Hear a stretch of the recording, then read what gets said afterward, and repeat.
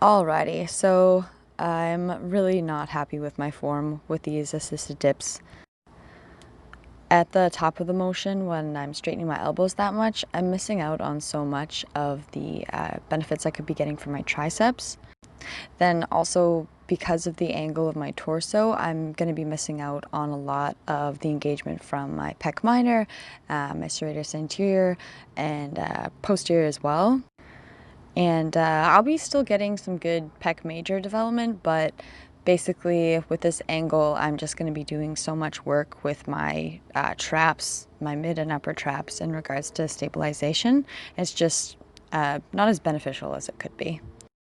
When it comes to pressing movements or adduction in general, I really like to think about squeezing my palms together. I find that gives me a really good sort of mid-back burn. Then here with these guys, I'm taking a little bit more of an upright posture with my lat push downs these days, just as a bit of a challenge. I definitely have to use lighter weight, and then you'll see as the set goes on, I do end up leaning forward a bit more. But just notice my lumbar always stays pretty neutral, and it's my thoracic that's really arching. So if you're looking at like the T12 L1 sort of area, that vertebrae, that's where the arch, that's where you want it. And yeah. Oh, there was something I wanted to mention about the incline dumbbell bench press.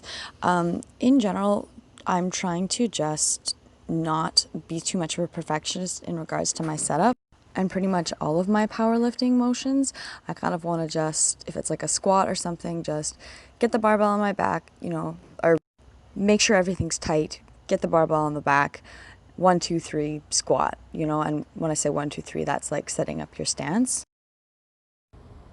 So yeah, basically just making sure every rep is good quality and focused, but the setup doesn't necessarily have to be, you know, absolutely crucially perfect because the weight is so light. Yeah, I still put a lot of effort into being tight, but I don't need to put in as much effort as I know I do. At a certain point, I feel like there's just kind of, you know, checks and balances with everything, and I would rather be putting more effort into actually moving the load versus thinking about how the load should be moved. So yeah, just using lightweight, being honest about how it feels, and letting my body do the job and just kind of letting my brain check out a little bit.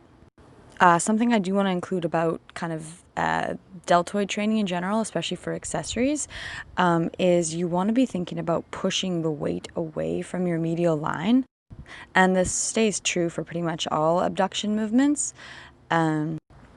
Whether it's a hip abduction or a shoulder abduction, I'm always kind of thinking about pushing versus lifting. So for instance, with a deadlift, I'm thinking about pushing my feet into the floor. For these upright rows, I'm thinking about pushing my deltoid up.